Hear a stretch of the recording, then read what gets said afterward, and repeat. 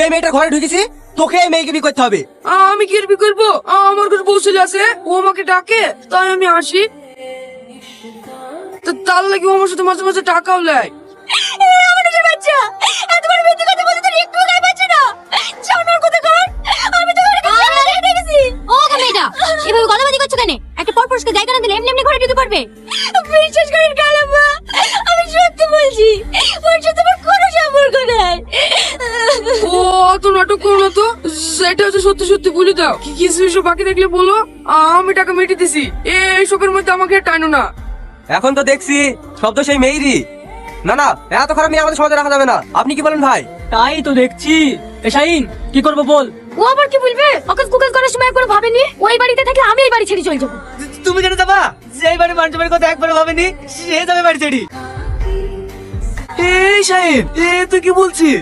যেমন তুই কোলে পিঠে করে মানুষ করলো, আজ তুই তাকে বাড়ি ছেড়ে চলে যেতে বলছিস? তুই জানিস শুধু তোর বাবার সাথে কথা ভেবি ও নিজের সমস্ত সুখ বিসর্জন দিয়েছে।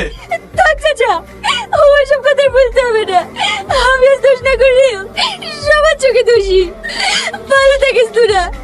এই কলকিরের মুখ তোদেরকে আর কোনোদিন দেখতে হবে না।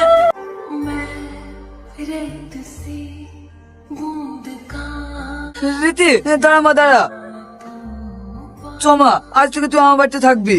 না গো চাচা, আমি চাইনি। আমার লেগে তুমি গ্রামের লোকের কাছে দোষী হও। আমাকে আমার মতো ছেড়ে দাও।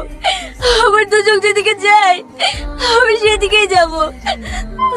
চুপ কর, আমি জানি তুই এরকম কাজ করতে পারিস নি। নিশ্চয় এর মধ্যে কোনো ষড়যন্ত্র আছে। আর যদি আমি তোকে এইভাবে ছেড়ে দিই, ওপরবেলাও কোনোদিন আমাকে ক্ষমা করবে না। চ।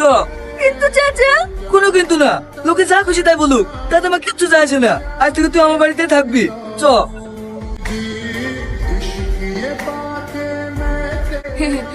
আমার অ্যাক্টিংটা কেমন হয়েছে বলো? হ্যাঁ ভালো হয়েছে। এলো ধরো, এতে পুরো 10,000 আছে। 10,000? হ্যাঁ 10,000 তো কথা হয়েছিল। কথা হয়েছিল, কিন্তু মারটাও তো কম খাইনি। দাও দাও, 800 টাকা ধরে দাও। না না, আমি আর টাকা দিতে পারবো না। তাই বললে হয়? এত বড় কথা গোপন করে রেখেছি, মুখ ফসকে বেরিয়ে গেলে কি হবে? ঠিক আছে ঠিক আছে, তুমি এখানে দাঁড়াও, আমি লেসে দিছি।